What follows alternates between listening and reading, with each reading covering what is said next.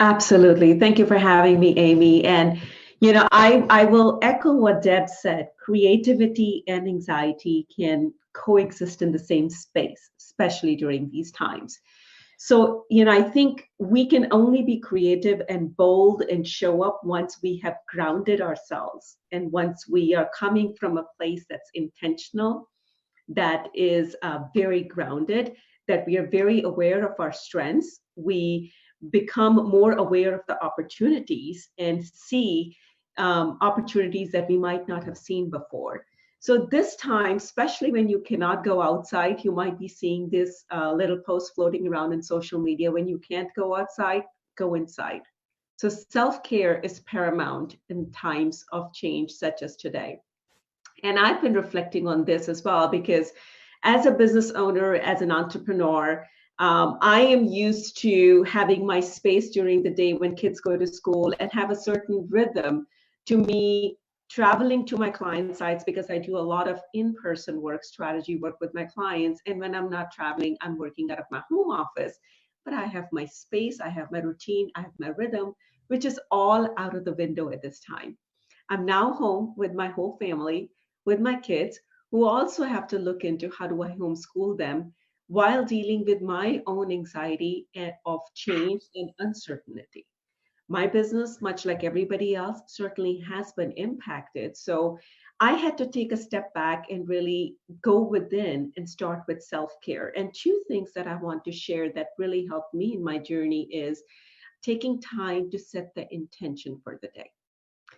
I've often journaled and meditated, for years now, but I'm having to shift my practice a little bit that when I start my day and I set an intention, I'm having to set intentions on what do I want to do in terms of self-care, whether that's ensuring I step outside for a walk during my day, drinking enough water, doing breathing exercises.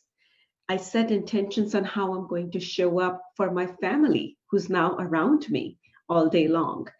So whether how, setting some activities that I'll do with my kids, walk with my husband, and then setting aside time where I do some thinking and pivoting in my business model, whether that's with Lumina Health Partners, recognizing the new needs I can serve that were really not on my horizon, on my radar before, or my work with my nonprofit International School of Story, where we're having to shift entirely the model in which we connect with people to serve hope.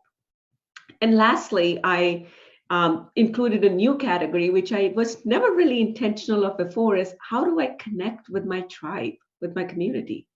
Because unless we come up with new ways to connect with our tribe, you can easily feel very isolated. So whether that's a virtual, happy hour that I had with my girlfriends last night over a glass of wine, why not? Take advantage of technology to connect with people differently. And I think this is also a time that's going to challenge us to get past our inner barriers on technology. You do have to adapt with times differently.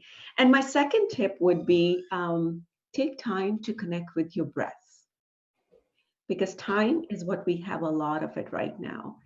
And just said, there are a lot of apps available on your phone, mindfulness, calm app, which prompt you just take a few seconds and take a deep breath in, hold it for 4 seconds, and let it out through your mouth to the count of 8. And you will be surprised how much that helps us calm down our feelings, ground our feelings, bring us back into our bodies, and really help us deal with anxiety. So, really being intentional and committed to self care while we're navigating this new paradigm of our families, of our communities, and certainly our businesses becomes of paramount importance.